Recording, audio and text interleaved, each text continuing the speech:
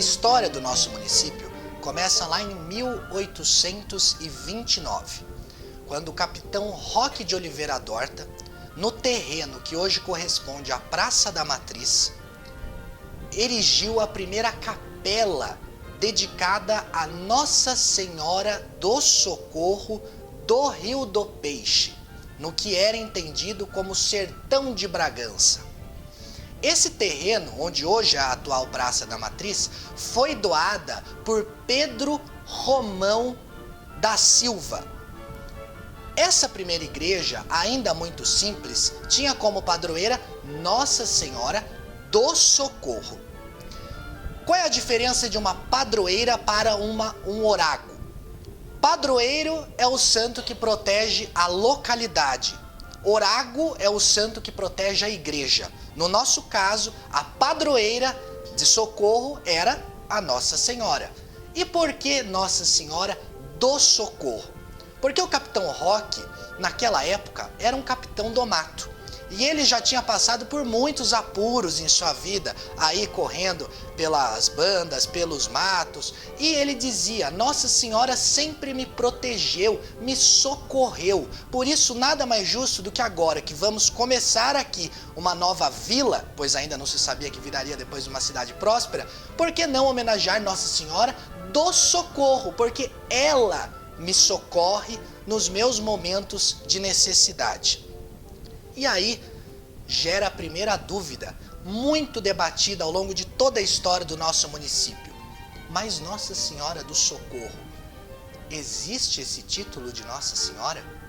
É um dos títulos mais antigos da igreja, que surgiu na Idade Média através dos agostinianos. É errado dizer que essa titulação de Nossa Senhora não existe. Quando alguém diz que não existe, isso é uma informação perigosíssima. Perigosa, porque é mentira. É uma informação de quem não quer acolher os fatos históricos. Ela é originária lá da ilha Sicília, na Itália. Lá tem a devoção da Nossa Senhora do Socorro. Na cidade de Palermo, o beato Nicola della Bruna teve visões com a Virgem e a Virgem pedia para que se colocasse uma estátua na cidade de Palermo. Logo na sequência, uma mulher tinha uma criança que chorava demais e a criança falava muitos palavrões. A menina falava nome feio, ela era pequena. A mãe sempre dizia, filha, você fala nome feio, é o nome do diabo. Até nem falava diabo, é do coisa ruim. É o nome do coisa ruim, você chama coisa ruim, de repente ele vem para pegar você, né? E, por conta da criança falar muito palavrão, o diabo apareceu para a menina. Apareceu aquela figura horrível, né? Do diabo que dizia, você me chamou muitas vezes, eu estou aqui e vou te levar. Né? A menina assustada gritou por Nossa Senhora. Nossa Senhora, me acuda. E Nossa Senhora veio ao auxílio, ao socorro dessa criança. A partir de então, o culto foi difundido pelos agostinianos na ilha da Sicília e chegou na cidade de Sciacca, ao sul da Sicília. Lá, na cidade de Sciacca, Nossa Senhora do Socorro, em italiano, Madonna del Soccorso, se tornou a padroeira da cidade. Inclusive, um casal de socorrenses, muito conhecido aqui na cidade, foi até Sciacca para comprovar a existência dessa titulação de Nossa Senhora e pôde ratificar essa história.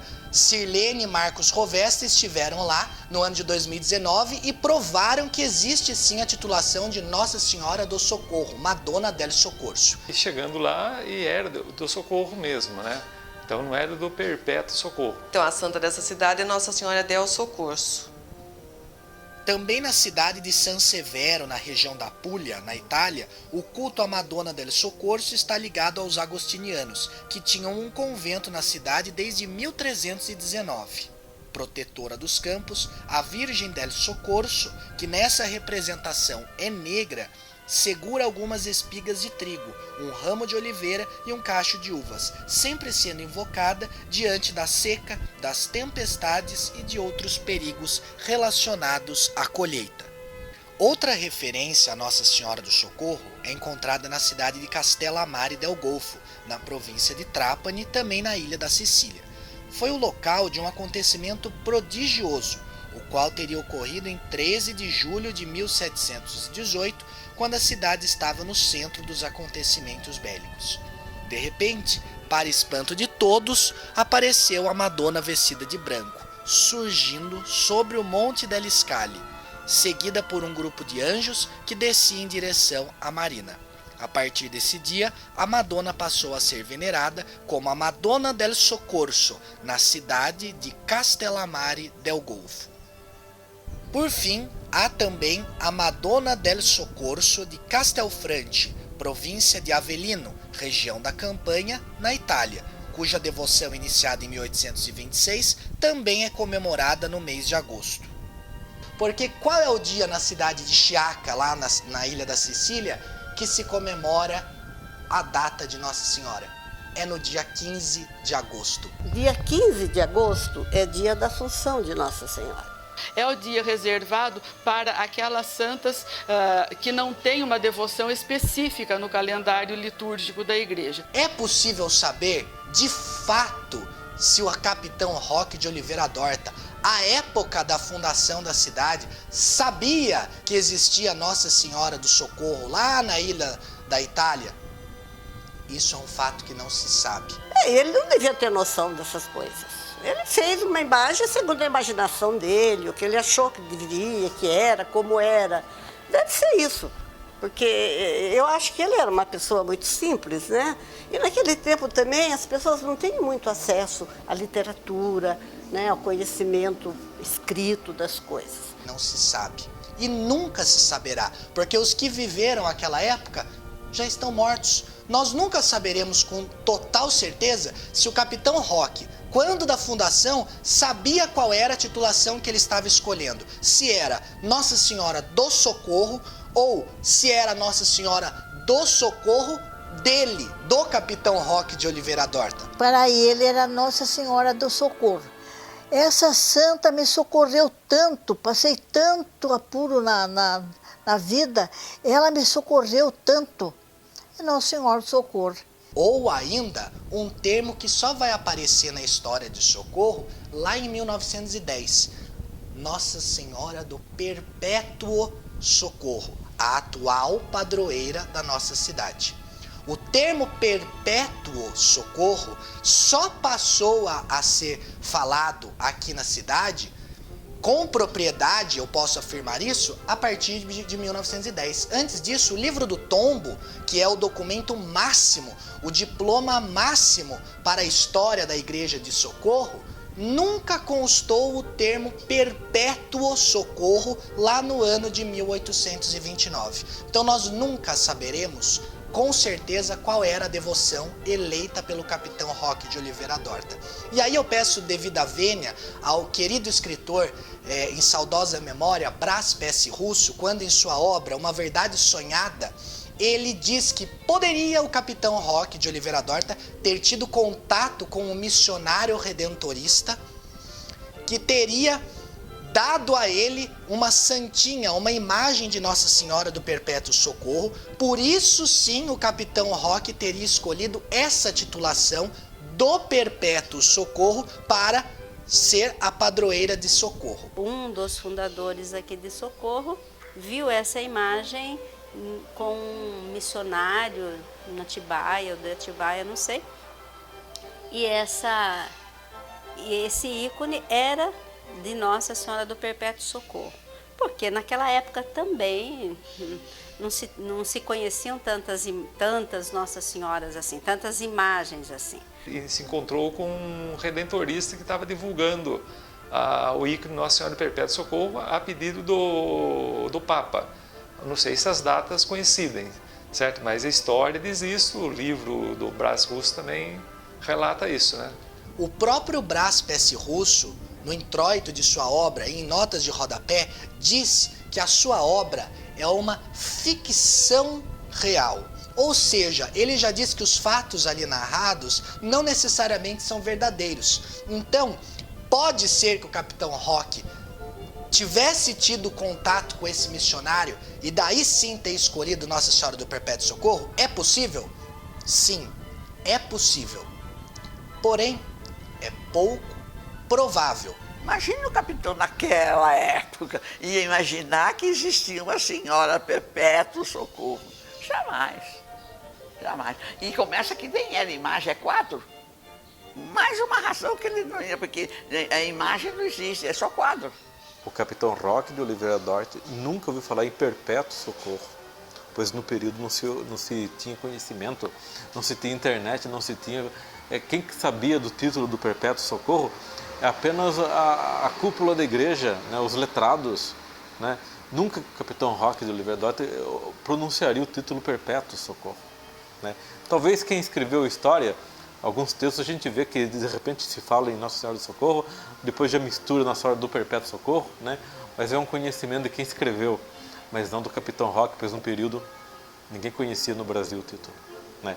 Mas o título sempre existiu na ilha de Creta. Né? No Oriente, no mundo ortodoxo, né, da Igreja do Oriente, totalmente conhecido, o Perpétuo Socorro sempre foi. Né? Mas para o mundo ocidental, principalmente brasileiro, desconhecido, né? Até, no caso de Socorro, o primeiro fato de se tocar do Perpétuo Socorro é em 1911, quando o bispo pede para que se pintasse um quadro. E de acordo com as inúmeras titulações de Nossa Senhora, que é sempre a mesma, né? Nossa Senhora é sempre uma só, a Mãe de Jesus, a nossa mãe. As titulações variam de acordo com o local de sua aparição, né, com os outros elementos que a santa possa vir a ter. Aqui em Socorro, o que está no livro do tombo é que o nome da padroeira era Nossa Senhora do Socorro do Rio do Peixe. Por quê? Porque a vizinhança crescia às margens do Rio do Peixe. Nossa Senhora da Conceição do Socorro, da freguesia do Rio do Peixe. Essa foi a padroeira que deu início à cidade, né? A devoção a Nossa Senhora do Socorro. Foi erigida a primeira capela, né, dedicada a Nossa Senhora do Socorro, né, intitulada Nossa Senhora da Conceição do Socorro do Rio do Peixe. Então, aqui em Socorro, a padroeira, nesse momento, em 1829, Nossa Senhora do Socorro do Rio do Peixe. E foi no dia 9 de agosto que o padre, primeiro pároco de Socorro, Jacinto Pereira, realiza os 10 batizados da cidade, data que mais tarde foi eleita como a fundação do município de Socorro, dia 9 de agosto. Dia 15 de agosto, todavia, é a data em que se comemora o dia da padroeira, porque dia 15 de agosto é o dia de Nossa Senhora quando não se há um dia para aquela titulação específica. Como Nossa Senhora do Socorro, do Rio do Peixe, no nosso caso, não tinha um dia específico para a comemoração de sua festividade, elegeu-se o dia 15 de agosto, que é a Assunção de Nossa Senhora. Então, todos os títulos marianos que não têm uma data em específico caem para o calendário da igreja no dia 15 de agosto. Prosseguindo com a história, se em 1829 Capitão Roque de Oliveira Dorta doa a primeira imagem, isso está no livro do tombo, o próprio capitão doou uma imagem da padroeira, qual é essa imagem? A dona Terezinha Oliveira, uma cidadã aqui de nossa cidade, ela sustenta que a imagem que ela tem é a imagem original doada pelo próprio Capitão Roque de Oliveira Dorta.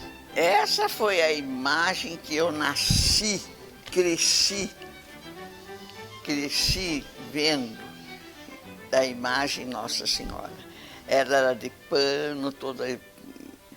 Aí, como o pano tem que trocar sempre, porque fica velho, a mamãe tinha o curso de Belas Artes, a mamãe pintava, tinha quadros, a mamãe fez uma massa de... Mamãe bolou da cabeça da mamãe, ela emassou, engessou. É gesso, ó. só a cabecinha que não. E esta imagem teria sido a primeira doada pelo capitão Roque de Oliveira d'Horta para a primeira igreja da Matriz. Essa da Dona Terezinha, essa sim, ela tem ela traz nela, no jeito, que é uma coisa antiga, que não é tão lá para trás, 1829, né? Então, 190 anos. Então, eu acho que essa foi a primeira. Ela é tudo da Socorro. Ela representa a história. É a história vivida de Socorro, é ela. O núcleo urbano foi crescendo na cidade de Socorro. E, junto com isso, não só a igreja matriz foi fundada, mas também outras 3 igrejas que merecem destaque. A primeira delas é a igreja do Bom Jesus. Diz a tradição e a dona Elza Fontana que ela se localizava onde hoje é o Fórum. Onde está o marco da cidade hoje, na Praça do Fórum. Ali, naquela esquina daquela praça, ali era a igreja dedicada ao Bom Jesus. Foi construída em 1834. Outra igreja também foi a igreja de Nossa Senhora do Rosário, uma igreja que era construída ao lado de onde hoje é o Prédio dos 40. Sim, onde é o Paço Municipal. Inclusive, uma curiosidade é que ao redor dessa igreja de Nossa Senhora do Rosário era um cemitério paroquial. O terreno doado para o cemitério paroquial, a dona Escolástica Franco, é uma senhora muito piedosa e de muito interesse para se dar, de muita ajuda, né, prestação para ela deu o terreno para ser construído o cemitério paroquial. Então, onde hoje nós olhamos o Paço Municipal, o jardim ao seu redor era um cemitério, onde os padres ou até outros membros do clero local eram enterrados. Depois, esse terreno que havia sido doado pela dona Escolástica Maria Franco à igreja, foi doado, ou melhor, foi vendido da igreja para Joaquim Augusto de Oliveira Santos, que construiu a sua residência ao lado de onde hoje é o Prédio dos 40 e depois vendeu esse terreno novamente para a Câmara Municipal da Estância de Socorro, que construiu o Paço Municipal, que funcionou até não tanto tempo assim como órgão da administração pública local. Outra igreja é onde hoje é o Hospital Renato Silva, a Santa Casa de Misericórdia. Ali existia a igreja da Santa Cruz. Inclusive foi uma igreja muito famosa pelas suas festividades locais. Lá tinha o terreno da Santa Cruz, próximo ao hospital, onde foi feito o hospital. Ele também serviu de cemitério. Quando o hospital foi construído, um pouco antes do início dessa construção, os corpos foram exumados e transportados para o atual cemitério municipal, que só ficou pronto então no século XX. Todos esses corpos, os que foram encontrados, não, porque não consigo imaginar como todos teriam sido removidos, ainda mais porque naquela época os corpos não eram enterrados em caixões, eram enterrados em pano, mortalha, como diz o Valdir Ferrari na sua obra Pelas Veredas da Religião, escritor aqui socorrense também. Foram transportados para o cemitério municipal. E a prefeitura pedia que as famílias fossem para a exumação dos corpos. Então em Socorro existiam 3 outras igrejas além da igreja matriz, que também é bem diferente do que é hoje, como nós veremos adiante. O ano é 1883. Tornando-se cada vez mais urgente a construção de uma igreja matriz à altura do Progresso de Socorro, haja vista que a única igreja ainda era aquela erigida à época do capitão Roque de Oliveira d'Horta, a Câmara Municipal pediu e obteve a concessão para organizar 2 loterias em benefício das obras da matriz. Foi no dia 7 de outubro de 1883 que foi festivamente inaugurada a nova parte da Igreja Matriz, para onde voltaram todas as imagens dos santos e demais objetos religiosos. Aqui também é de se falar da primeira pia batismal de pedra, a qual, de acordo com o acervo do Museu Municipal, foi inaugurada pelo padre Savério também naquele ano. Entre 1886 e 1887, há um fato muito curioso: a injusta acusação de uma das lendas mais famosas de Socorro, o Padre Savério. Padre Savério era um boticário, entendido das artes medicinais através das plantas. A lenda, ou melhor, o que é realidade, é que ele era, sim, não só um padre, mas também um curandeiro local. Padre Savério era entendido em plantas. O conhecimento de plantas era grande, plantas que forneciam saúde, que ajudavam nas curas, né? E era o recurso que a população tinha naquele tempo. Então se dizia, o Padre Savério curava. A oração da igreja e o conhecimento dele das plantas. Houve uma confusão entre o tesoureiro da igreja com o Padre Savério, e o Padre Savério, à época, apresentou uma queixa à Câmara Municipal. Esta queixa à Câmara Municipal não prosperou, porque os vereadores à época eram amigos do tesoureiro da igreja, resolveram absolvê-lo e, por conta disso, o Padre Savério ficou em maus lençóis. Mas tinham que fazer algo para que ele fosse embora da cidade, porque como um padre poderia ficar naquela situação? Pois bem, foi feito um conluio contra o Padre Savério. Um dia apareceu uma mulher que vivia sempre pela rua com uma filha que tinha um problema mental, né? E até naquele tempo eles diziam doida, né? Doida. Ela vivia com a filha. A filha devia ter uns 12, 13 anos, né? E ela foi onde estava o padre, na casa que o padre ficava, para pedir que benzesse e desse um remédio para a filha. Quando foi na igreja para poder conseguir, né, um pouco dessas ervas para o mal que a acometia, ela saiu da igreja gritando que o padre tinha lhe feito mal, ou seja, tinha abusado sexualmente da menina. Depois as autoridades da ocasião levaram a filha para uma parteira, para um médico, não foi constatado nada. Por conta dessa movimentação, desse grande absurdo, o Padre Savério realmente deixou a cidade de Socorro não antes de, subindo o morro da igreja do Santa Cruz, onde hoje é um hospital, como nós já sabemos, ele teria se virado para a cidade, que na época era um pouco maior do que uma vila. Ele montou no burrinho, ele subiu o bairro da Santa Cruz, né? Subiu o bairro da Santa Cruz no burrinho, porque ele precisava fugir. Ele foi obrigado a fugir, senão seria preso e saber-me lá. Quando ele subiu lá no morro, ele virou o burrinho para a cidade, né? Fechando o burrinho, olhou bem aquela vila pequenina, né? Aquela vila pequena, chorou, né? As lágrimas caindo.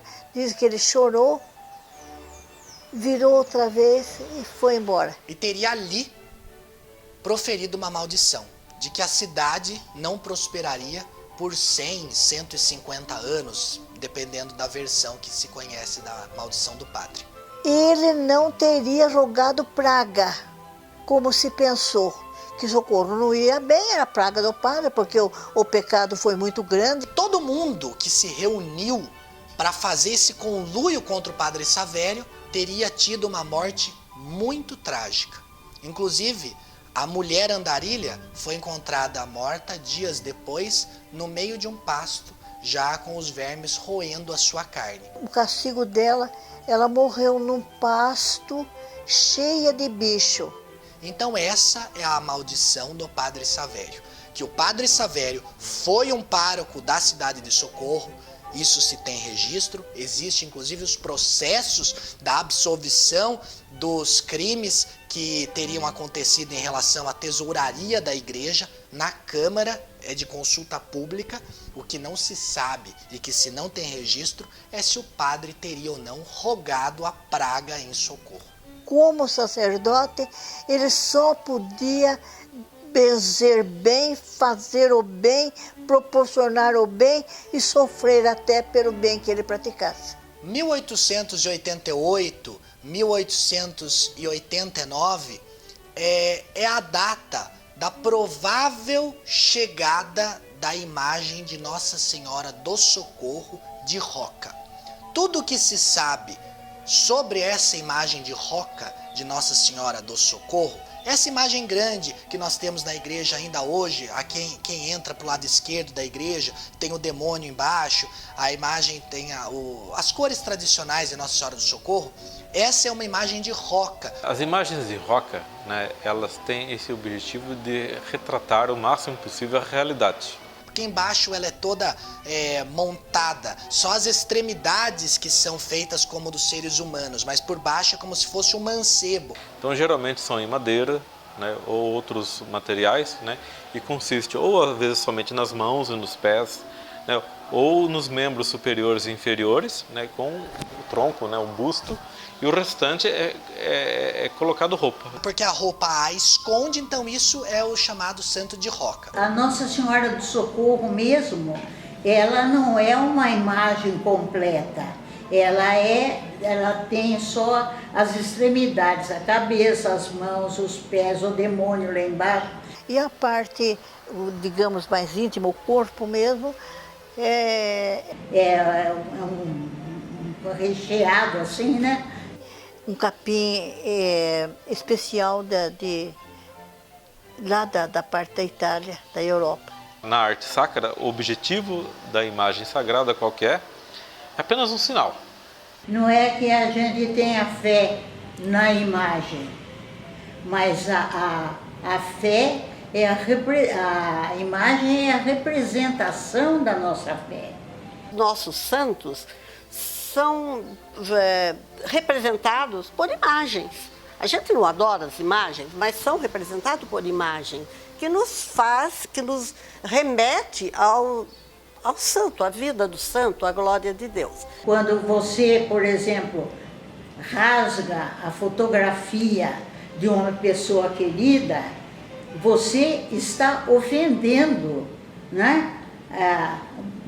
Porque aquilo é a representação da pessoa, não é a pessoa, mas é a representação dela. Assim a imagem, né? Nós não adoramos imagens, né?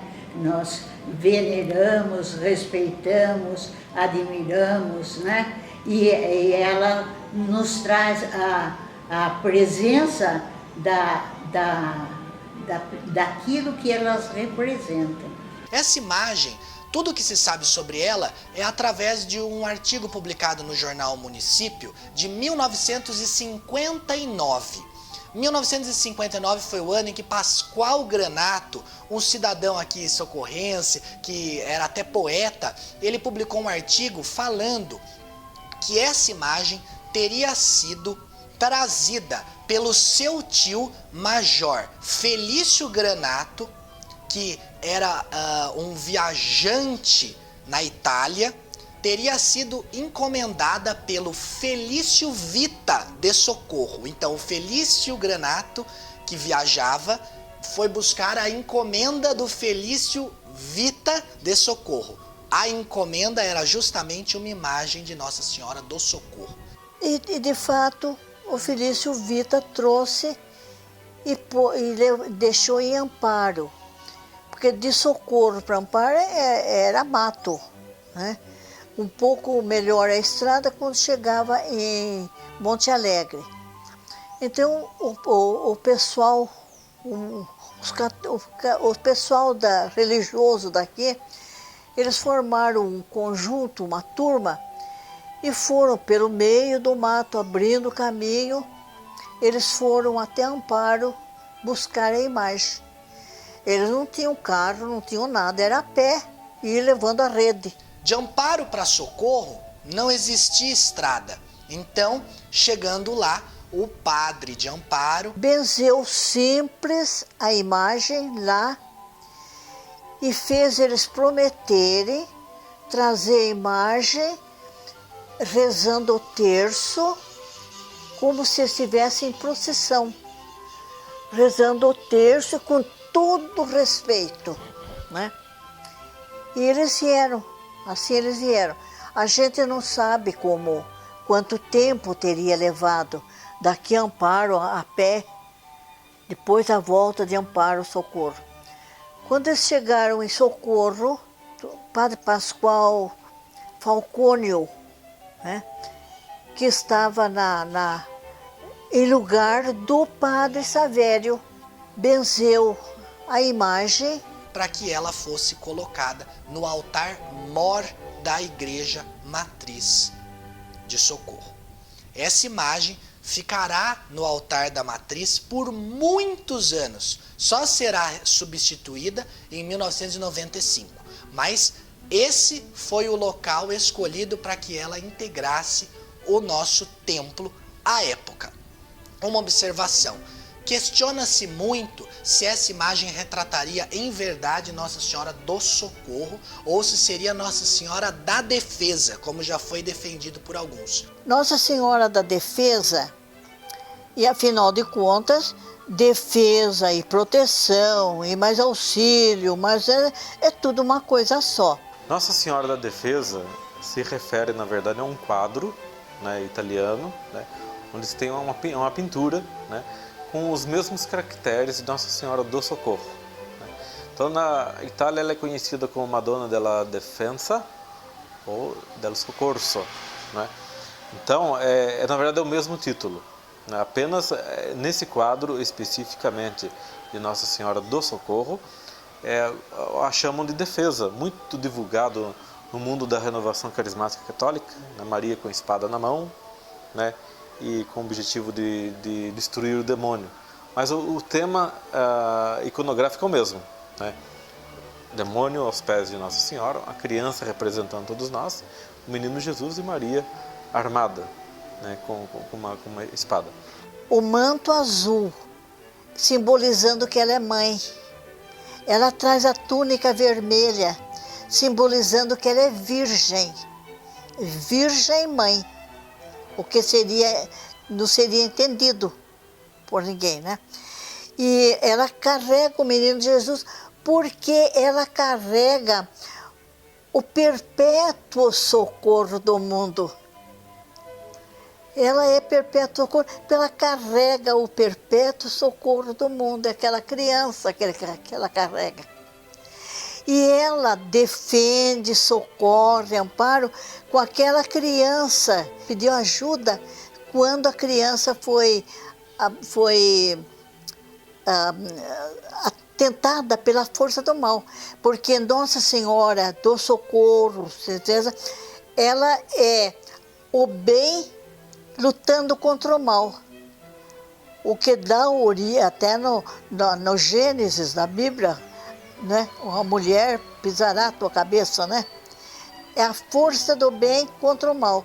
Quando a criança pede socorro para Nossa Senhora aparece, recolhe a criança no manto, põe o dedo indicador apontando a cabeça da servente, segura a servente com o pé e ela diz: cala-te, Satanás. Ao passo que a Nossa Senhora da Defesa, ela tem assim os mesmos traços, com pouca diferença, mas a mão direita é empunhada com a espada, na proteção da criança. Existem milhões, Nossa Senhora dos humildes, Nossa Senhora dos aflitos, Nossa Senhora dos navegantes, Nossa Senhora...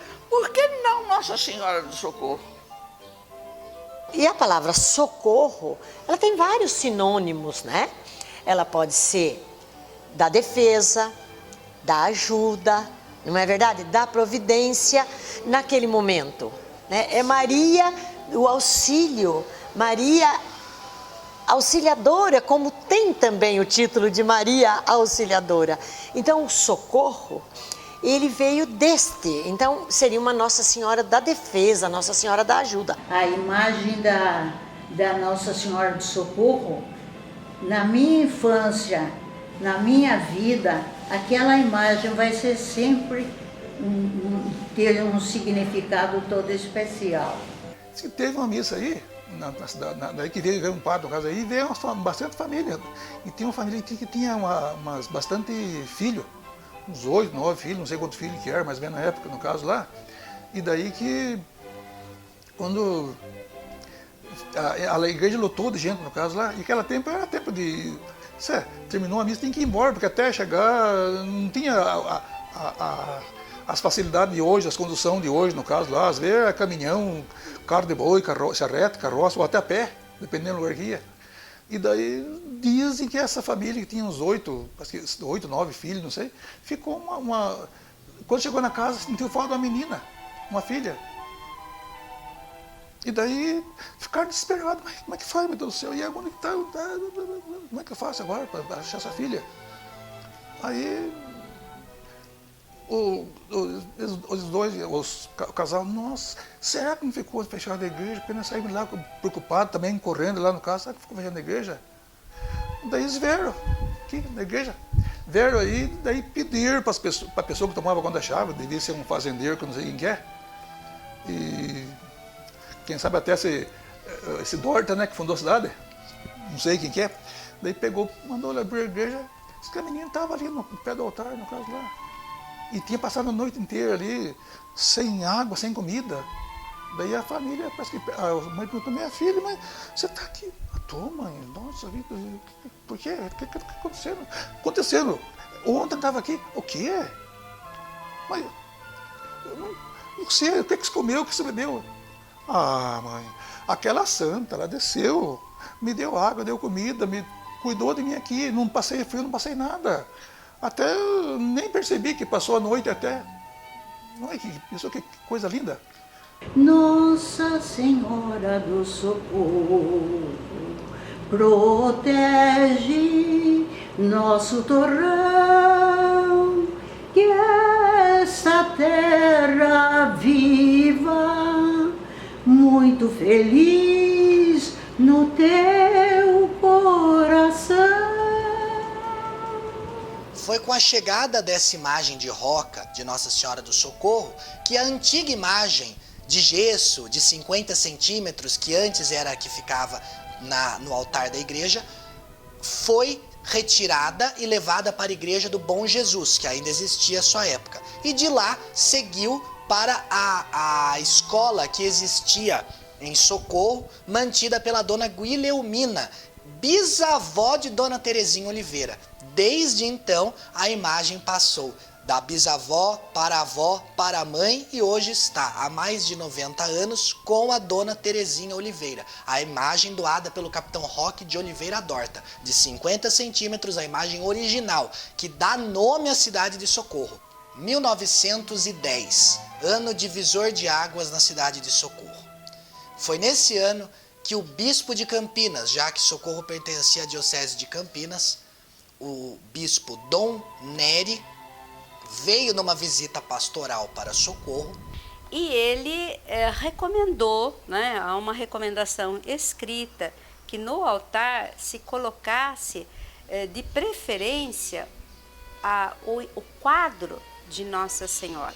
Então, se ele diz quadro de Nossa Senhora, é porque ele sabia que era a devoção do povo socorrense era a Nossa Senhora do Perpétuo Socorro. De tão antigo que era negócio, eles não tinham a conotação de falar ícone, né? Então, até o bispo falava quadro, Nossa Senhora do Perpétuo Socorro. Foi pedido com o objetivo de apresentar ao público, né, esse outro título de Nossa Senhora do Perpétuo Socorro, conhecido como Perpétuo Socorro. O que nós concluímos disso? Nós concluímos que Dom Nery ou sabia realmente que a intenção do capitão Roque de Oliveira Dorta era Nossa Senhora do Perpétuo Socorro, ou ele parte do pressuposto de que era essa a intenção do capitão Roque de Oliveira Dorta, excluindo sumariamente a opção de que a intenção do Roque era a Nossa Senhora do Socorro apenas, sem o Perpétuo.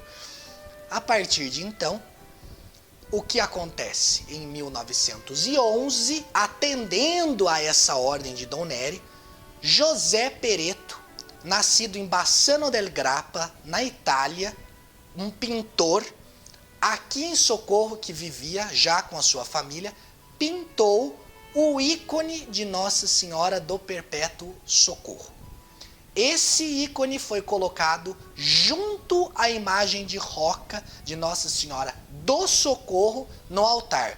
Ou seja, imagem e quadro coabitaram o mesmo altar durante muitos anos, a partir de 1911, que é a data em que o artista pinta o quadro de Nossa Senhora do Perpétuo Socorro. E foi colocado no altar de Nossa Senhora do Socorro, abaixo da imagem, como podemos ver numa fotografia antiga que temos na secretaria da Igreja Matriz, o quadro, né, de Nossa Senhora do Socorro, do Perpétuo Socorro, logo abaixo da imagem de Nossa Senhora do Socorro.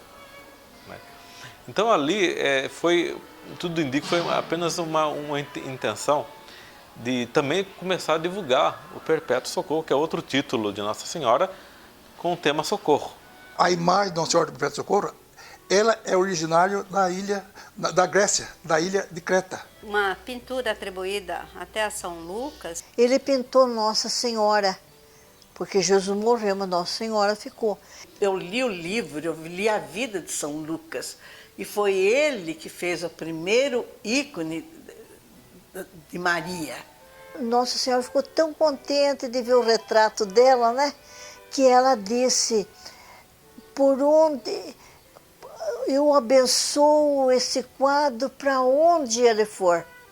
É um ícone que toda a história foi roubada, depois foi para a Itália. E daí colocaram numa igreja acho que São Mateus, se não me engano.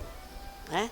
Que essa igreja depois ela foi destruída na guerra, daí ficou escondido, né? Os capuchinhos, acho, esconderam esse quadro por muito tempo, guardaram. Até que um dia ele foi colocado na igreja de Santo Afonso lá. Então hoje ela é a padroeira dos redentoristas, né? Os redentoristas todos.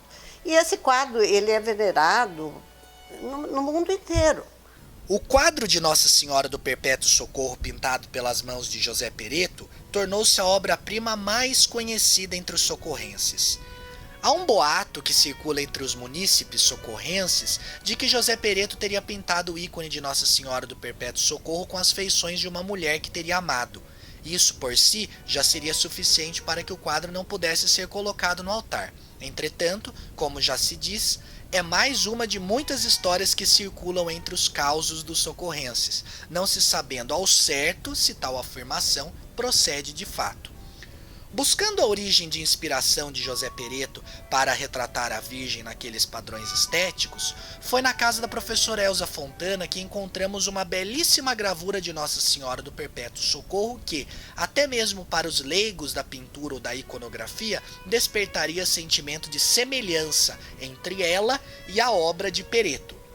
De acordo com a professora Elza Fontana, essa gravura teria sido trazida da Itália pelas mãos do senhor Bras Bali, um imigrante italiano que foi acolhido por Dona Joaquina Oliveira Camargo, avó da professora Elza. A gravura foi colocada em uma moldura para ser pendurada na parede da casa da avó de Dona Elza.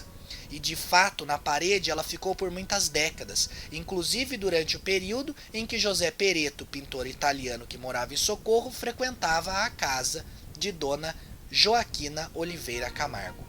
Há documentos que apontam o ano de 1912 como o ano de conclusão da matriz de Socorro. Essa data é citada na segunda visita pastoral de Dom João Batista Correia Neri, ocasião em que o bispo fala numa matriz completamente construída pelo cônego Aristides. Já em 1921, a Igreja da Matriz possui uma fachada muito simples, apenas de tijolos, muito bruta ainda. Foi quando o padre Antônio Sampaio, vindo de Portugal, veio para Socorro e decidiu fazer uma reforma gigantesca na Igreja Matriz. no ano de 1923, estava sendo inaugurado o frontispício da matriz. A fachada da antiga igreja, muito simples e tida pelos feitores do primeiro álbum de Socorro como grotesca, foi substituída por um belo frontispício com uma torre central, à época a mais alta do interior do estado de São Paulo. Em 1923, o padre Antônio Sampaio conseguiu começar as primeiras reformas, inaugurando esse frontispício tal como ainda vemos hoje. A atual Igreja da Matriz é o desenho original idealizado, junto com o seu arquiteto, pelo próprio padre Antônio Sampaio. Também nos foi contada uma curiosidade por Dona Clementina Armelina Artioli, dedicada moradora do bairro dos Marianos, em Socorro. De acordo com seu depoimento, sua nona se casara por volta de 1923 na Matriz de Socorro, ocasião na qual teria ficado encantada com os quadros da Via Sacra que enfeitavam as paredes da igreja, e além disso estavam com inscrições em 3 línguas diferentes. A lembrança da fala de sua avó lhe foi de muita importância, pois poucos anos após a conclusão da nova matriz da cidade, a partir do projeto do padre Antônio Sampaio, tais quadros da Via Sacra foram transportados para a igreja de São Sebastião, localizada no bairro dos Marianos. No ano de 1924, os sinos da matriz foram inaugurados pelo padre Antônio Sampaio, seu idealizador do novo projeto, e também com toda a multidão presente. E também curioso, porque em 1924, o padre Antônio Sampaio sofreu um acidente com um elefante. E daí vocês vão me perguntar, mas como? Que diabos um elefante estaria fazendo em Socorro naquela época? Um circo havia se instalado na cidade e uma das atrações era o elefante.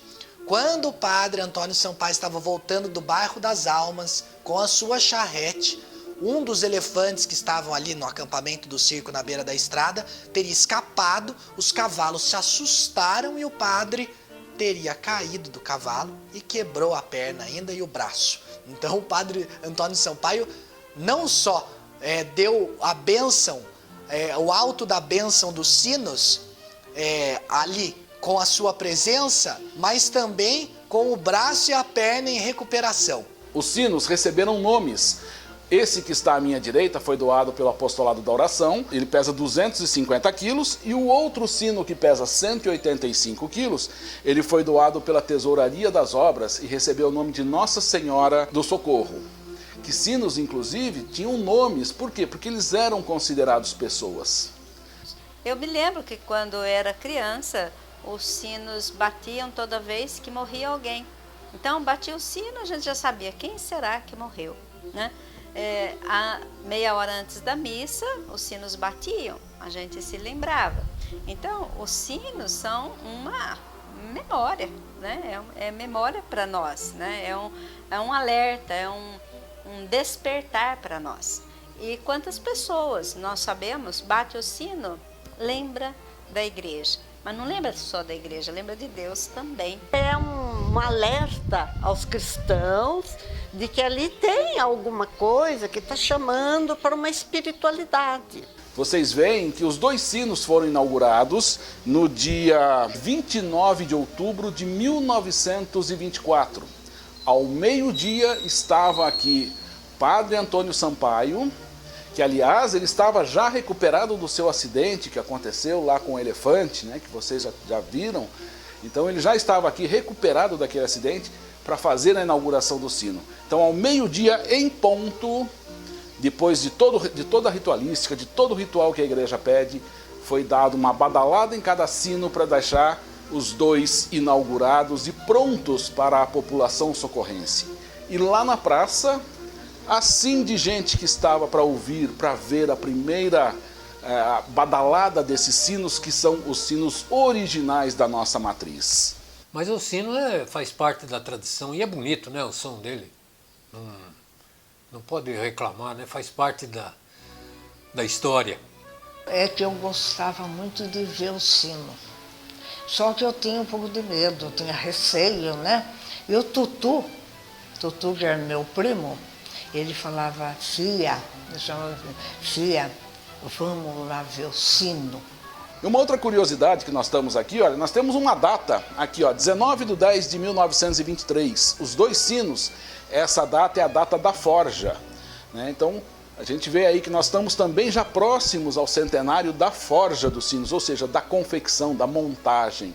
E eles foram confeccionados pela companhia McHard de Campinas. Inclusive tem aqui a foto, né, em alto relevo de Nossa Senhora do Socorro.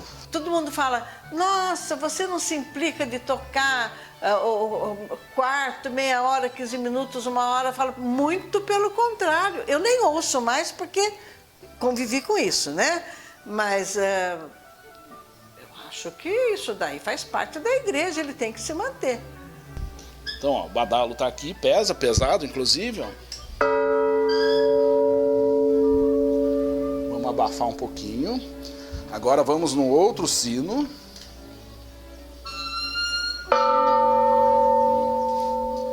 Então vocês veem aí a diferença de tonalidade, né? Cada sino tem aí uma nota musical. Eu não sou músico, né? Atualmente eu voltei a ser contador, mas com certeza eu já percebi que são notas musicais, notas diferentes. Isso por quê? Porque num carrilhão de sinos, ou mesmo para uma harmonia de sinos, é necessário que essas notas sejam diferentes. E o repique do sino nas missas das festas de agosto e nas outras cerimônias? Era o Tutu que repicava o sino e ninguém mais conseguiu fazer como ele, porque ele não ensinou ninguém. Então agora nós estamos aqui na lateral, né? Os 2 primeiros sinos estão de frente, né, para a praça, estão na parte frontal do campanário. Agora nós estamos na parte lateral. Para quem olha de fora, né, a posição que eu estou aqui, se eu estivesse olhando o campanário, olhando a torre, né, à esquerda, né, estão aqui os 2 sinos, que a gente não tem história desses sinos, nós não temos o histórico deles, como vieram parar aqui, mas chegaram até a nossa igreja, chegaram até a nossa matriz e estão aqui até hoje. Este, inclusive, que é o menor de todos, ele tem inclusive o brasão imperial. Então, com certeza, ele foi forjado e está aí já desde o tempo do Império, ou seja, desde antes de 1889. Então, muito bem antes, ele veio parar em Socorro. E esse outro sino nós não temos também o histórico dele, mas o importante é que mais esses 2 sinos e mais os 2 principais formam aqui, né, a quadra de sinos da nossa matriz. E no ano seguinte, 1925, foi vez de inaugurar o coração da cidade de Socorro, o relógio da matriz, uma máquina alemã que ainda hoje permanece em perfeito estado de funcionamento. Agora estamos no coração da nossa cidade de Socorro, coração da Igreja Matriz. Eis o relógio, eis a máquina alemã que está aqui funcionando ininterruptamente desde 1925, quando foi inaugurado. Essa máquina foi uma doação de Antônio Moraes Cardoso, que inclusive nós temos ali próximo à Escola Narciso Pieroni, uma rua com seu nome, né? Então foi a pessoa que doou essa máquina, doou esse relógio para a igreja. Infelizmente, no dia em que esse relógio esteve, também ao meio-dia, né, lá embaixo na praça para ser benzido pelo padre, o mesmo padre Antônio Sampaio, ele não pôde estar presente. Ele fez a doação, mas ele estava adoentado e infelizmente ele não pôde estar presente. Mas aqui está a sua obra, aqui está a sua demonstração de carinho com a nossa igreja, com a nossa cidade. Então, essa máquina é alemã, ela veio diretamente da Alemanha, ela veio de Campinas, né, para Socorro, aqui pela estrada de Lindóia, né? Então nós estamos agora mostrando para vocês, inclusive vocês puderam ver aqui um funcionamento dela, é literalmente magnífica. Olha, é uma coisa de se arrepiar, é uma coisa da gente ver essa máquina funcionando há 100 anos e preservada. Está aqui, esse é o relógio, agora marcando 1h30 da tarde. né, nesse dia que nós estamos aqui, e vejam o sincronismo de tudo. Peças e peças funcionando, uma maravilha, né? Aqui nós temos toda o equipamento, né, que faz da corda no relógio, né? Depois nós temos ali os pesos que fazem, né, o contrapeso, né, que fazem a puxada da corda, enfim. Eu norteio a minha vida pelo relógio da igreja até hoje, porque eu sou vizinha. 4 em algarismo romano é o 5 menos 1. Então tem um mostrador que é o 4 desse 5 menos 1. E o da frente, senão, é os 4 pauzinhos. E o pessoal falava que o Henrique IV da Inglaterra não admitia ser Henrique 5 menos 1. Por isso que faziam o 4. Aí eu falei, não é possível que o rei da Inglaterra vai se preocupar com uma besteira dessa, né? Aí eu comecei a pesquisar, é uma questão de estética. 1, 2, 3, 4, 4 pauzinhos. 5, 6, 7, 8, o V. 9, 10, 11, 12, o X. Então tanto que na igreja aqui tem 2 mostradores assim e 2 com 5 menos 1. As portas da nova matriz também foram assentadas no ano de 1928, às 5 da tarde, momento de sua inauguração e bênção pelo padre Antônio Sampaio. De madeira e com simbólicos entalhes de arte, foram ofertas do casal Joaquim Augusto de Oliveira Santos e sua esposa, Dona Ambrosina. Em 1932 morre o padre Antônio Sampaio.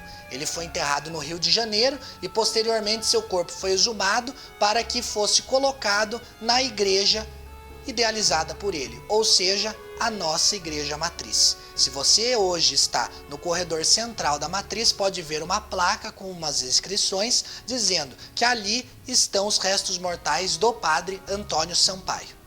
Foi só entre os dias 12 a 16 de agosto de 1938 que Dom José Maurício da Rocha visitou a paróquia a fim de presidir as solenidades comemorativas da Capela Mor da nova matriz e a bênção do altar-mor, coincidentes com as festividades de agosto. No dia 13 de agosto, às 8 horas, houve a inauguração da Capela Mor e do altar de mármore, construídos graças aos esforços da comissão e boa vontade do povo. O altar-mor ele era composto, né, por 3 baldaquinos. O baldaquino principal de Nossa Senhora do Socorro, um baldaquino à direita menor, dedicado a São Luís Gonzaga, e um baldaquino esquerdo, né, menor, né, dedicado a São Benedito. Até o ano de 1938, a Igreja da Matriz não tinha um altar de mármore. Existia ali, de qualquer modo, um belo altar de madeira com 3 baldaquinos, o qual desempenhava muito bem o papel para celebrações, principalmente por ser, em verdade, uma bela obra de arte. Quando decidiu-se construir o grande altar de mármore, o altar de madeira foi levado para a igreja do bairro do Serrote, dedicada a Santo Antônio de Pádua, templo no qual permanece até os dias de hoje em ótimo estado de conservação. Assim como acontecera com o altar-mor, antes de ser ele construído de mármore até 1941, a Igreja da Matriz dispunha de um altar de madeira para o Santíssimo. Com a chegada do Monsenhor José do Patrocínio Gonçalves, em 1940, foi por ele contratado, de acordo com o livro do tombo, o artista Afonso Novelli, da cidade de Amparo, competente marmorista de origem italiana, para que se criasse um altar todo em mármore em substituição ao de madeira. Sabe-se que por volta dessa data, a capela construída pelo Sr. Miguel Russo em 1938 adquiriu esse antigo altar de madeira do Santíssimo da Igreja Matriz de Socorro, o qual era decorado com uma peça de valor inestimável, um retábulo de talha sobre madeira do grande artista Marino del Favero, por ele executado em 1921. Essa obra, belíssima obra de arte, né, do Marino del Favero, obra essa que este ano, 2021, completa 100 anos. Embora o altar em madeira tenha sido levado para a capela de São Miguel, construída pelo senhor Miguel Russo, a elegante obra de talha em madeira, a qual compunha o altar substituído, foi cuidadosamente fixada sob a mesa marmórea do novo altar do Santíssimo, executado pelo habilidoso Afonso Novelli. O altar novo, feito de mármore, passou a exibir a bela peça entalhada do antigo altar de madeira sob sua mesa central. Na obra de Marino del Fávero, observa-se a visão do Sagrado Coração de Jesus por Santa Margarida Alacoque. Com o novo altar, a Igreja da Matriz atendeu uma de suas principais necessidades, a construção de uma capela do Santíssimo para o complemento principal da Igreja-Templo. Também chegou até nós, a tempo de ser inserida nessa obra, uma notícia contada pelo Sr. Luiz Montini, socorrense nascido e criado no bairro Jucal da nossa cidade.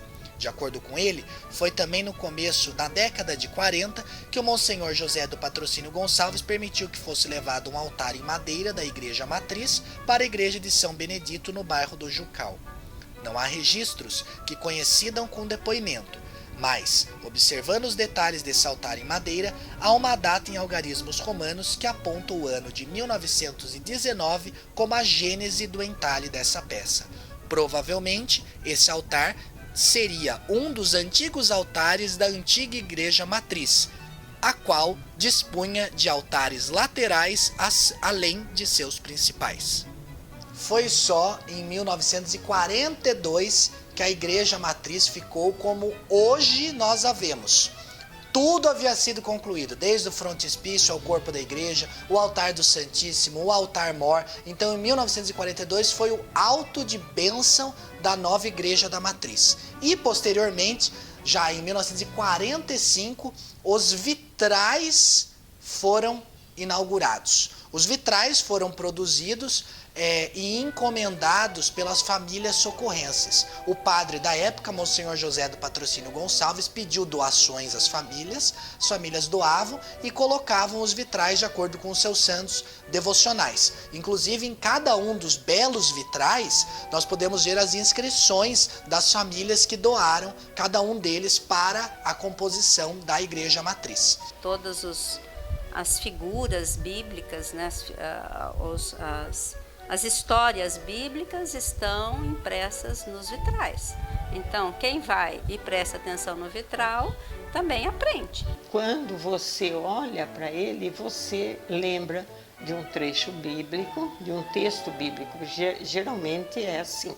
1950 é um ano muito importante para a história da Matriz, porque foi nesse ano que o Monsenhor José do Patrocínio Gonçalves contratou Mário Tomasi, também um pintor italiano, que pintou e embelezou de uma maneira assim magnífica a nossa Igreja Matriz. Durante a feitura das pinturas da Igreja Matriz, algumas curiosidades aconteceram. O Tomasi conhecia muito bem a pequena Vilma Oliveira Santos à época. Tinha uma menininha muito levada que se chamava Vilma de Oliveira Santos. Ela vivia correndo na igreja e ele pintando. E o pintor ia muito em casa.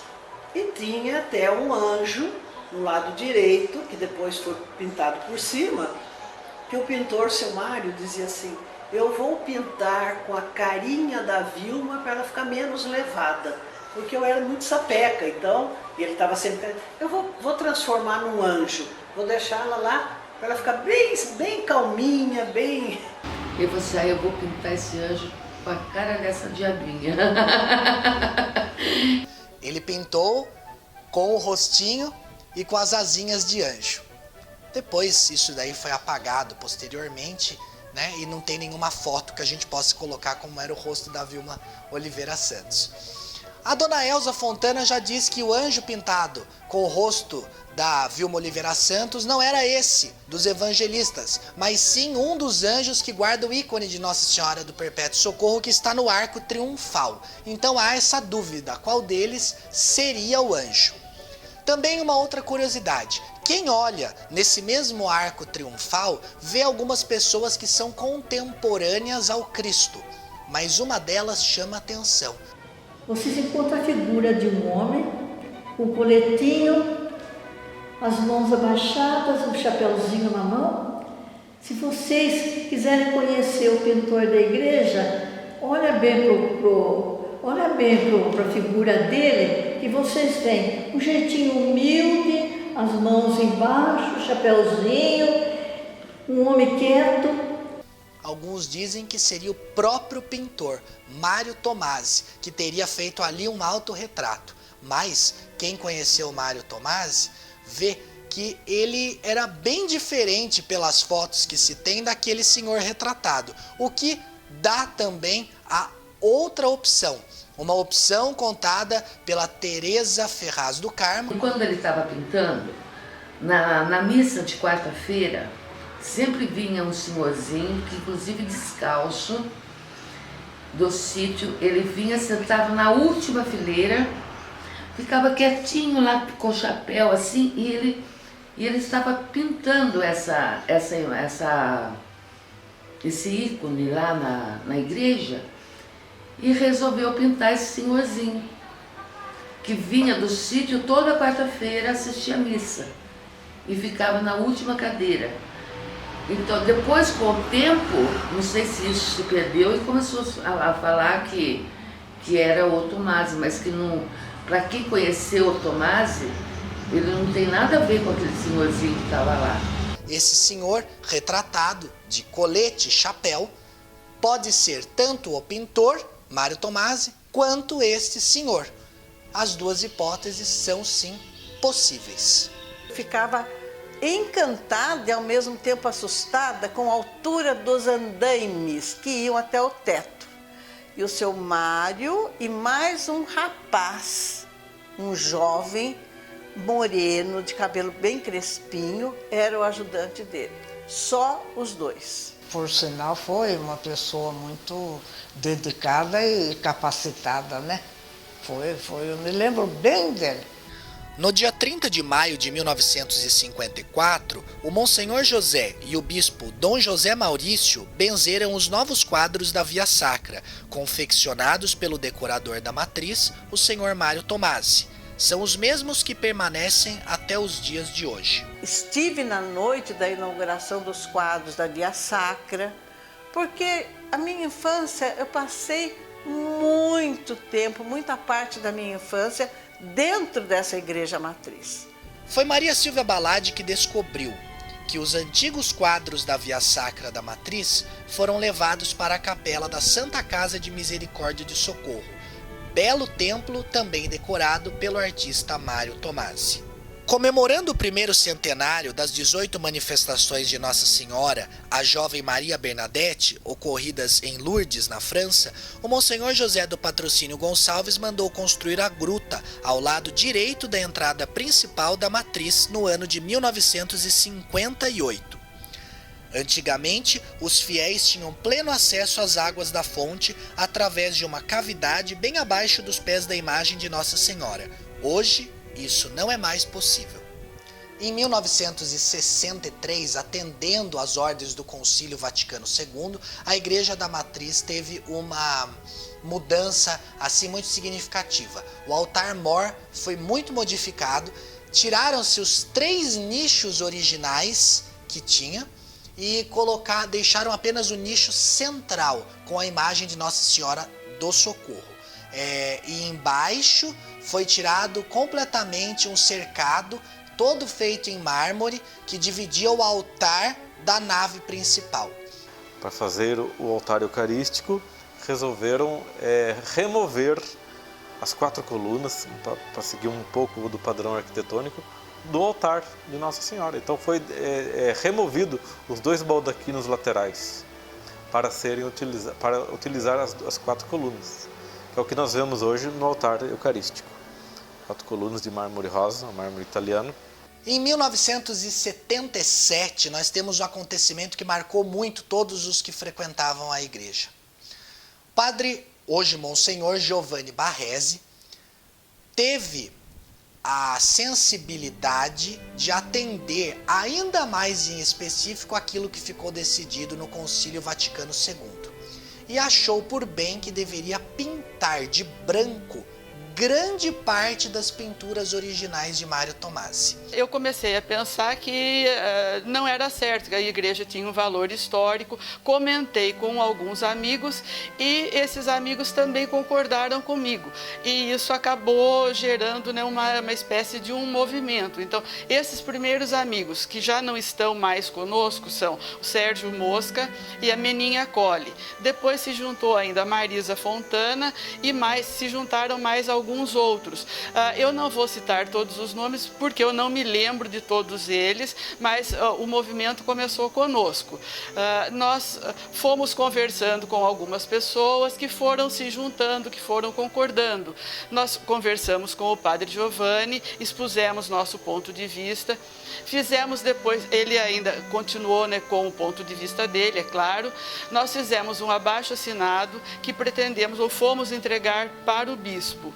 O bispo da época não nos recebeu, deixou o Monsenhor Lélio Dantas encarregado de conversar conosco, recebeu o abaixo-assinado, mas também foi só isso.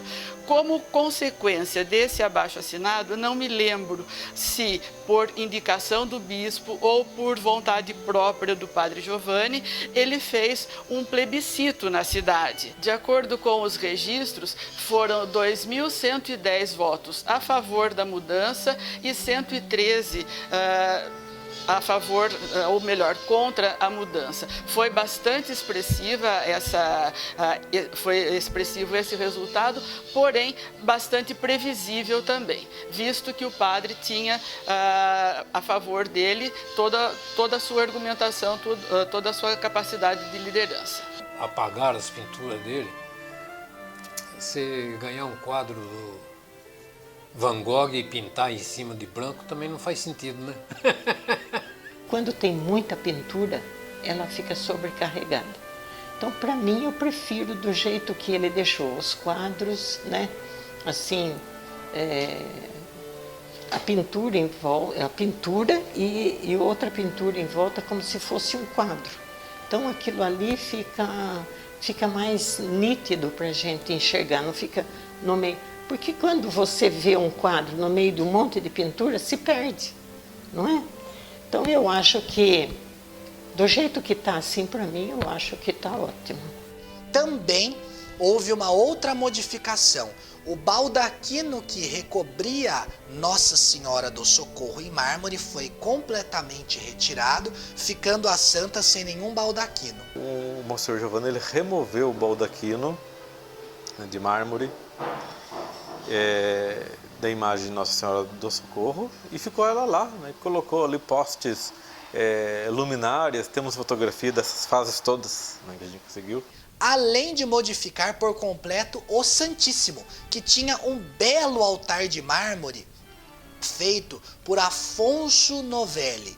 Que era composto da imagem do Sagrado Coração de Jesus, dos anjos tocheiros de madeira do artista Marino del Fávero e do retábulo da aparição do Sagrado Coração de Jesus, a Santa Margarida Lacoque. Giovanni Barresi entende que é melhor retirar o altar de mármore e colocar um tronco de madeira. A capela foi simplesmente desmontada para ser colocado o tronco que representava um trecho do Evangelho, eu sou o tronco, vós os ramos, com todo um sentido bíblico. Também não concordei com essa mudança na época, acho que isso ficaria muito bem numa igreja nova. Ele foi praticamente destruído a marreta e sobrou apenas duas colunas, né, o arco do baldaquino, né, e a cruz, né, desse arco. E foi chumbado em cima de uma pia de lavar as mãos na sacristia. Trocar uma construção muito bonita, toda em mármore, com uma história que já existia, por um tronco, era alguma coisa profundamente desnecessária. Essa placa de madeira policromada que retratava o Sagrado Coração de Jesus sendo entregue a Santa Maria Margarida Lacoque desapareceu e depois foi encontrado por uma família socorrense que, graças a Deus, ainda hoje o conserva em bom estado. A família recolheu essa peça, a salvou, preservou e instalou em sua casa. E permanece até hoje ela em perfeito estado, muito bem conservado. E também foi em 1977 que o quadro de Nossa Senhora do Perpétuo Socorro, pintado por José Pereto em 1911, foi encontrado, de acordo com seus familiares, herdeiros de José Pereto, numa caçamba de lixo. Esse quadro do José Pereto estava danificado, rasgado e foi jogado na praça, na rua, para o lixeiro levar. Aí o filho do José Pereto, João Pereto, de saudosa memória, né, viu o quadro do seu pai jogado na praça e recolheu esse quadro. Meu Deus, que pecado uma obra dessa ter sido jogada no lixo. Não se sabe como, por ordem de quem, se foi um acidente, mas fato é que ainda hoje os herdeiros de José Pereto conservam esse acontecimento em suas falas. O quadro foi encontrado numa caçamba de lixo e resgatado pela família, que o guardou e só depois vai devolver à igreja. Até um dia eu brinquei com o Eduardo Pereira e falei, pô, o quadro tem que ficar lá, né? O maior artista que eu já vi falar de Socorro é o Pereto, né? Em 1985 houve uma grande revolução na cidade com o padre Líbero Zapponi. Ele entendeu por bem que as festividades da festa de agosto, em grande parte delas, era uma festividade profana. Vamos colocar as coisas nos devidos lugares. O que é religioso é religioso.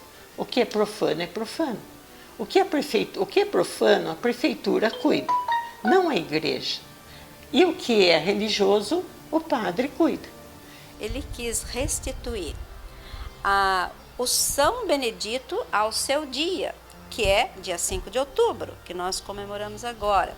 E a festa, o Divino Espírito Santo, que nós não tínhamos consciência do que era o Espírito Santo. Mas a parte religiosa era importante, sim, apesar de ter os exageros. A cidade dividia a vida em duas fases. Antes da festa de agosto e depois da festa de agosto. Uma cidade pequena, humilde, né? Mas muito devota na religiosidade. Era o marco mais importante do ano para todos os socorrenses. Eram preparadas havia festeiros nomeados, sempre um casal, não necessariamente marido e mulher, não, era uma senhora e um senhor de famílias diferentes, porque eles trabalhavam o ano todo para arrecadar fundos para a festa. Quando os festeiros saíam de manhã para tomar o café, costume que voltou novamente, tinha uma procissão de madrugada às 6 horas na rua, acompanhando os festeiros, e era muito, muito, muito bonito, porque todo mundo se vestia de gala, as crianças eram vestidas maravilhosamente, que a família não queria fazer feio, apresentava as filhas, principalmente, mesmo os filhos, bem arrumadinhos.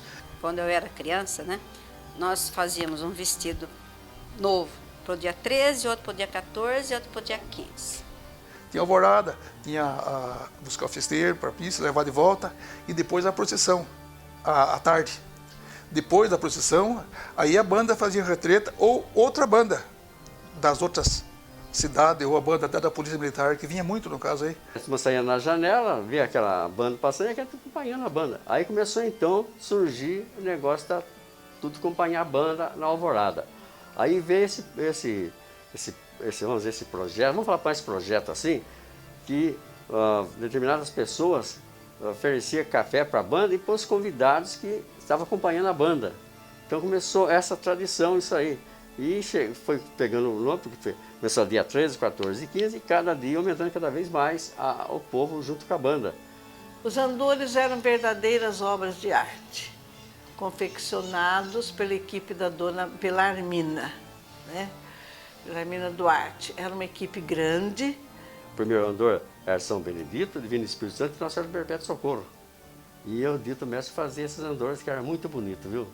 Além de fazer os andores, era um excelente músico da Corporação Musical Santa Cecília. Até chamavam de Tinho do Mestre, Benedito do Mestre, porque ele era filho do fundador da banda do Zé Pedro.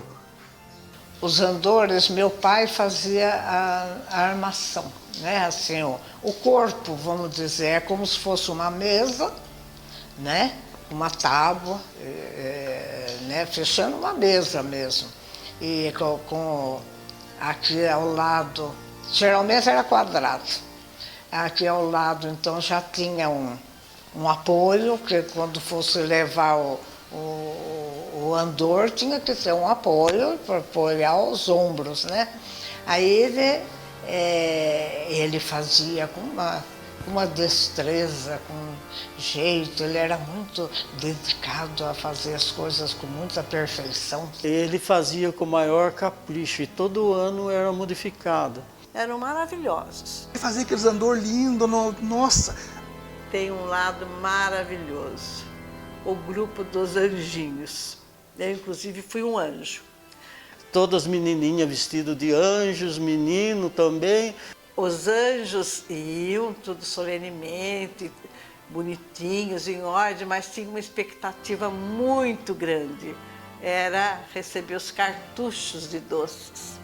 Eu tinha tanto azar que eu furava a fila, entrava quando chegava na minha hora, ou acabava o cartucho, ou acontecia qualquer coisa. Nunca peguei um cartucho. Queima de fogos durante toda a minha infância, parte da minha adolescência, era aqui na Praça da Matriz. Fogos de artifício era tudo fabricado em Socorro.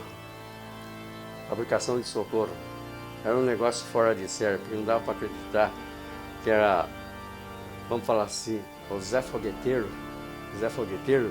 ele que fazia os fogos. Quanta palavra a dizer para homenagear esse José da Rocha, que era o fogueteiro da época que ele fazia. E nosso aqui. Tinha um que jogava um chapeuzinho para cima, assim, uma rodinha, geralmente caía no quintal de casa. Muitas vezes queimava a roupa nova que o pessoal sentia com as faíscas, mas não deixava de ser interessante. Então soltava aqueles fogos lindos que brilhava, a cidade enchia, no caso lá. Só que a folga subia o projão, depois assim, brilhava tudo. Ia a barquinha. A barquinha vinha também, aqueles fogos lindos, chegava lá. E acendesse uma bateria de estalos, né? Que quando chegava lá no quadro, explodia. Daí descia aquele estandarte. Nossa, do lado do estandarte, não sei como é que ele conseguia fazer e não pegava fogo, porque era pano. E descia o quadro com o santo do dia. Era muito lindo, né? Nossa, que coisa linda, viu? É coisa até de chorar. O pessoal tirava o chapéu, rezava a Ave Maria e a festa acabava, era meia-noite. Esse era o último fogos que tinha, né? Tinha um coreto de madeira onde a corporação musical tocava. Havia shows. A barraca das bonecas, quando meu pai foi festeiro em 57, com o seu Romildo Tasca, nós moramos uns 4 anos em São João da Boa Vista, né? E lá tinha uma barraca parecida com essa. Então meu pai levou alguém para lá, tirou o modelo e tal, e tinha aqui a fábrica de vassoura Silbene, do Silvio Beneduz, e ele que fabricou a barraca, com um modelo tirado assim, com base do de São João da Boa Vista, né? E aquela barraca, quem montava ela era meu pai com o senhor Dito Pires. E tinha uma época a barraca era aqui dos festeiros e do outro lado da igreja ficava a barraquinha das bonecas, né? Que cada comércio, cada coisa dava uma boneca vestida para fazer leilão. Embaixo era onde ficavam as bonecas expostas e na parte de cima era o palco onde faziam os shows. E na barraca, por resto, era um bar, restaurante. Na época, chegava-se a ter até 60 bonecas que eram vestidas pelas senhoras da cidade. Lindas, lindas. Então, era a rifa dessas bonecas que se vendia antes dos fogos. Todo mundo pensava que a barraca das bonecas era da igreja e não era. Era do fundo social. Vendo aquelas bonecas vestidas tipicamente, cada um com uma situação, era coisa muito linda, muito linda. Eu jogava todo ano, mas nunca ganhei nenhuma. Essa é uma tradição que continua, que permanece um ponto alto das festas. Você ia na festa para ver barraca. Até o pessoal falava, eu vou na festa para correr as barracas. Todo mundo vinha e corria barraca por barraca. Por exemplo, essa barraca de roupa, aqui em Socorro nós não tínhamos lojas que vendiam roupas prontas. Nossa, então era uma delícia. Tanto para você ver as coisas, como para comer também. A barraca do picadinho, ai, era famosa. Mas chama que não é churro, né? Que daquele tempo já fazia. Nossa, e os doces da barraca. Vendia bolinho, vendia arroz doce, vendia esses doces do sítio. Barraca de alumínio, sempre teve. Eu até tenho foto na frente de uma barraca de alumínio. Então todo mundo montava barraca, além das barracas beneficentes também que tinha. É isso, foi, olha, quem viveu, viveu. Fica uma lembrança gostosa. Mas o padre Líbero, como um padre responsável, explicou, evangelizou o público que, pela liturgia católica, cada santo tem o seu dia correto, mais adequado, portanto, que as festividades fossem comemoradas dentro da sua data mais precisa. Por isso que tem a época própria. Não era o correto. As pessoas faziam 3 dias, mas não era o correto dentro da liturgia da igreja. Tinha pessoas que aceitavam, tinha pessoas que não aceitavam. Porém, a festa, nós considerávamos que a festa ela não era 3 dias só, ela passou a ser 9 mais 1, 10. Né? Porque para nós católicos era 10 dias de festa. Né? Porque nós tínhamos a festa religiosa. Então a festa religiosa eram 9 dias de novena e depois o dia da festa. Se convencionou fazer a festa nesse dia, mas a festa de Nossa Senhora mesmo, o dia certo é 27 de junho. Por isso, ele retomou essa devoção no dia 27 de junho. E o dia 15 de agosto é o dia da Assunção de Nossa Senhora, mas aqui permanece como a festa da padroeira, como foi feito nesses 2 anos, apesar da pandemia. Eu acho que ele conseguiu fazer o povo entender que cada coisa tem que ser no seu lugar. E a festa de agosto é uma tradição. Desde os primórdios que a gente sabe, quando a gente era criança, ia na festa de agosto. Então, eu acho assim, que tirar a festa de agosto é tirar uma parte da cidade. Não cabe dentro da cabeça da gente não ter a novena de Nossa Senhora, não ter a festa, não digo tanto não ter a procissão, mas não ter a festa, assim, a celebração. Então, é uma coisa que está arraigada dentro do povo socorrense. Então, não tem como tirar. A festa de agosto é tradição. Em 1993, eu fazia parte da Igreja Católica de Socorro como ministro da Eucaristia. E fazia parte de um grupo de jovens que quase que comandava mais 16 a 14 grupos de jovens de toda a cidade e de todos os bairros. Nesse momento, o grupo central recebeu uma incumbência da paróquia, do padre Líbero, com o tema de qual a verdadeira devoção a Maria na vida do cristão. Um tema muito forte, porque como a gente ia comentar da verdadeira devoção a Maria sem saber isso do povo. Várias dinâmicas foram formadas para se desenvolver na missa. E uma das dinâmicas que seria feita seria essa. Nós tiraríamos a imagem da igreja 2 dias antes da missa, quando só poderia ser feito isso numa hora que a igreja não tivesse ninguém. Então, tivemos a impressão que, deu-se a impressão que a imagem foi roubada da igreja. E isso é o que ficou. Não foi exatamente isso. Tiramos a imagem da igreja e colocamos na casa paroquial, na sala da casa paroquial. Como na casa paroquial não morava ninguém, não era tão visitada, a santa ficou lá e ficou exatamente como deixamos. Só que isso daí levou a um movimento muito grande na cidade, porque a devoção à Nossa Senhora do Perpétuo Socorro era na santa. Então, o povo se revoltou, a polícia veio e fez um alarde em cima disto, e o grupo ficou assim, reuniu-se nesse dia várias vezes por dia para ver o que ia se fazer, e resolvemos levar a santa de volta. Praça cheia, nós saímos da casa paroquial como se fosse um altar, um andor, e a santa atravessou a igreja no maior silêncio possível e foi entregue novamente no lugar onde que ela foi retirada. A intenção era que essa santa entrasse a hora do ofertório na missa, como que a Maria estivesse buscando o povo dela. Então essa era a verdadeira devoção nossa de cristão, que Maria é o povo, a Maria era o povo, a Maria estava com o povo. Esse foi a dinâmica mais forte.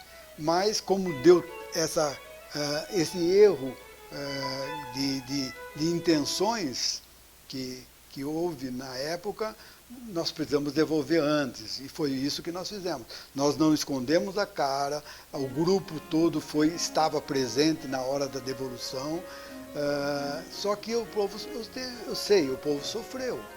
O padre Líbero não sabia desta dinâmica nossa. Inclusive, ele, na época, estava em reunião com o clero.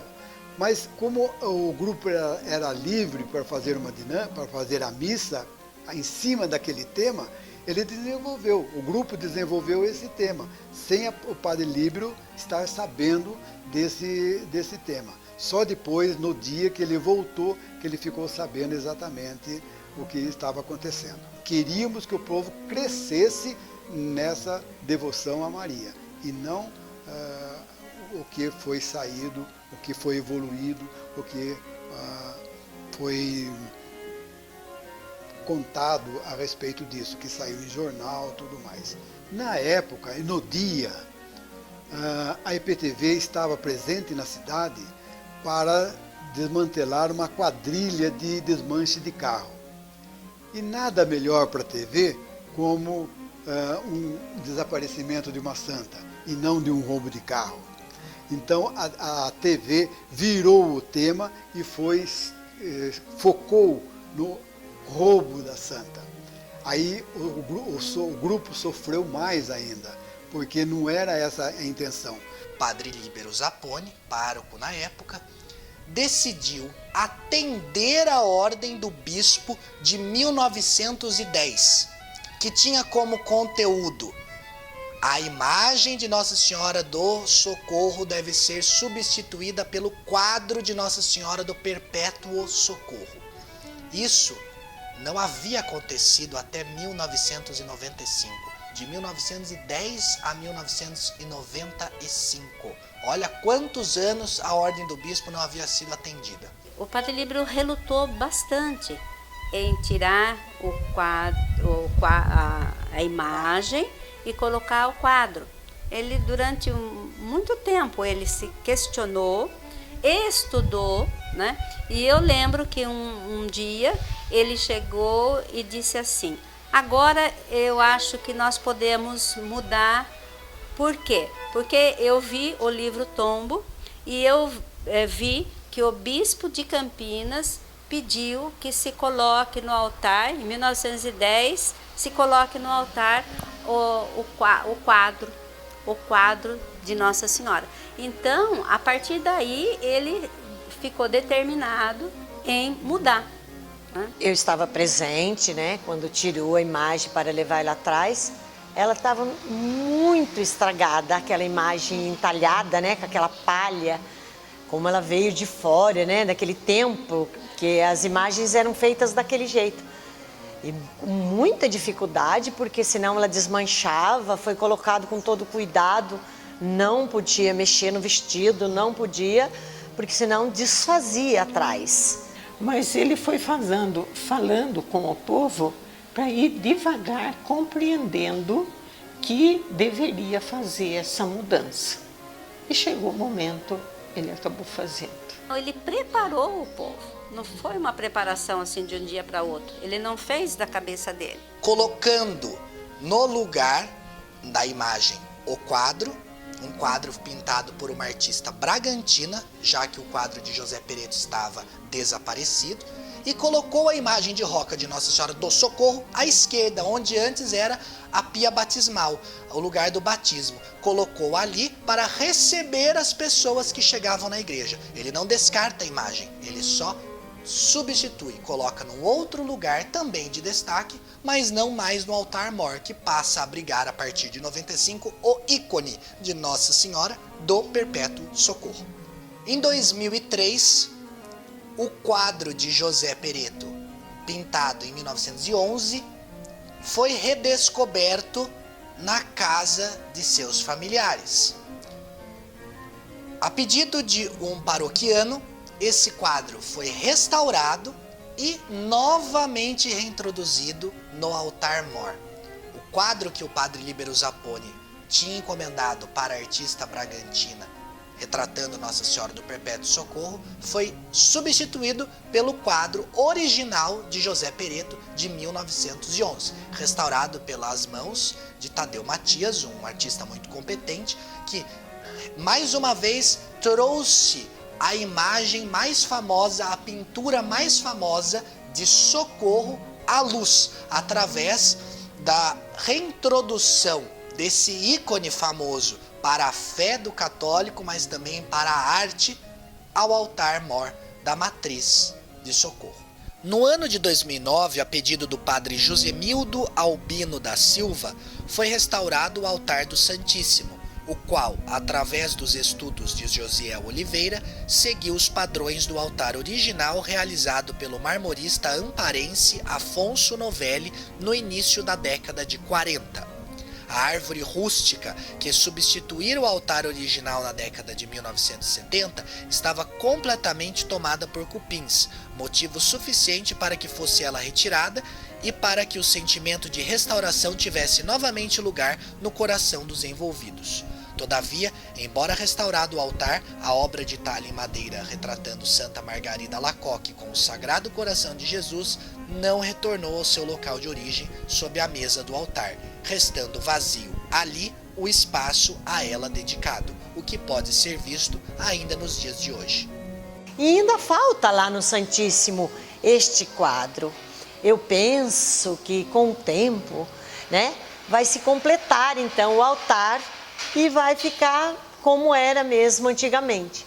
No ano de 2010, o padre José Carlos Ribeiro decide retirar o quadro de José Pereto, de 1911, que havia sido restaurado com o propósito de integrar novamente o altar-mor, e colocá-lo na sacristia, colocando em seu lugar novamente um quadro pintado pela artista bragantina, encomendado pelo padre Líbero Zapponi décadas antes, sob a justificativa de que o quadro ele havia sido tocado no quadro ícone original que está na igreja de Santo Afonso em Roma, na Via Merulana. Esse quadro, que hoje está no altar da matriz de Socorro, foi encostado no ícone original, pintado lá na ilha de Creta, muitos anos atrás, que é o verdadeiro ícone de Nossa Senhora do Perpétuo Socorro.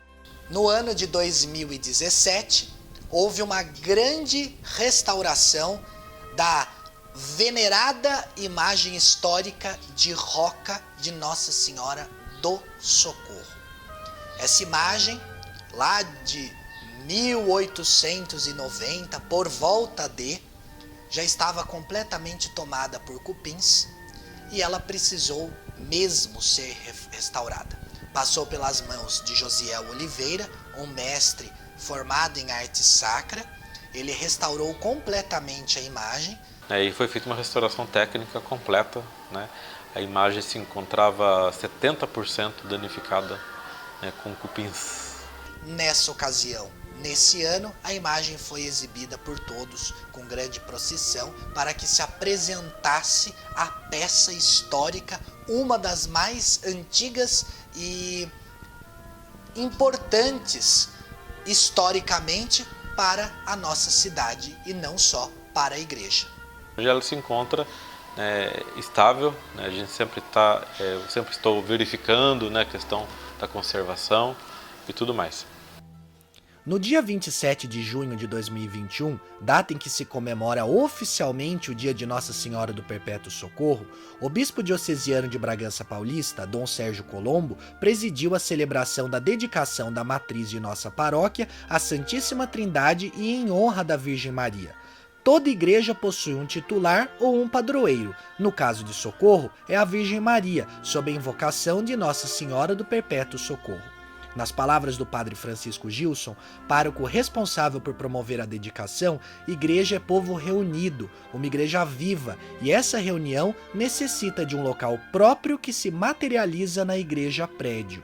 Portanto, a dedicação torna a igreja um templo santo de Deus, consagrado e elevado ao Senhor para promover a glória da Santíssima Trindade e onde o povo de Deus se reúne para celebrar o santo sacrifício e os santos mistérios do Senhor.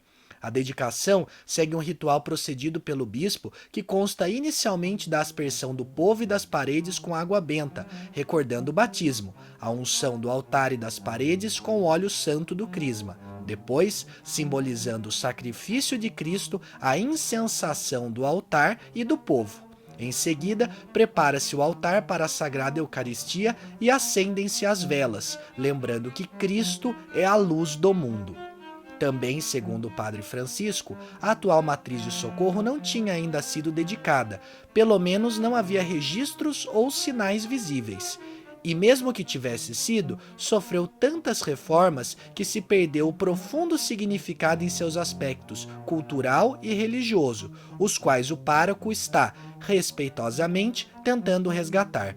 A partir de 27 de junho de 2021, portanto, todos os anos deve-se comemorar o aniversário de dedicação do templo nessa mesma data com uma solenidade. Longo foi o caminho que nós percorremos para chegar até o ano corrente, e nós vimos que a igreja matriz passou por grandes transformações em todos os sentidos. Mas, com esse documentário, nós podemos concluir uma série de coisas. A primeira coisa a ser concluída é que, se nos perguntarem hoje qual é a padroeira de Socorro, a única resposta que nos parece possível é Nossa Senhora do Perpétuo Socorro. Mas, diante da pergunta, mas sempre foi Nossa Senhora do Perpétuo Socorro a padroeira da nossa cidade, nós podemos concluir que, na época da fundação da nossa cidade, a santa padroeira era Nossa Senhora do Socorro do Rio do Peixe. Por quê? Porque inexiste no livro do tombo, em 1829, o termo Perpétuo Socorro. Então concluímos, a padroeira atual é Nossa Senhora do Perpétuo Socorro. A padroeira inicial é Nossa Senhora do Socorro do Rio do Peixe. Também acho que não há mais espaço para se discutir, questionar que não existe a titulação do Socorro, pois nós já provamos, já demonstramos que é uma titulação cuja origem remonta à ilha Sicília, na Itália. Então, a Madonna del Soccorso é uma titulação difundida pelos agostinianos. Então, essa titulação existe. O que nós nunca saberemos de fato é se a intenção originária do capitão Roque de Oliveira Dorta era a devoção a Nossa Senhora do Socorro, del Soccorso, ou do Perpétuo Socorro. Isso nós nunca saberemos. Ou se ainda nenhuma nem outra, se era Nossa Senhora do Socorro, do seu próprio socorro, do capitão Roque de Oliveira Dorta. Isso nunca se saberá. Também Nunca se saberá se a imagem de roca que hoje está à entrada à esquerda de quem chega à igreja matriz é ou não Nossa Senhora do Socorro ou Nossa Senhora da Defesa, ou da ajuda, do auxílio, mas do que isso importa? Nossa Senhora tem muitos títulos, mas ela é sempre a Mãe de Deus, a nossa mãe. Então, o título independe, porque a proteção sempre estará garantida. É assim que concluímos o sagrado através dos tempos.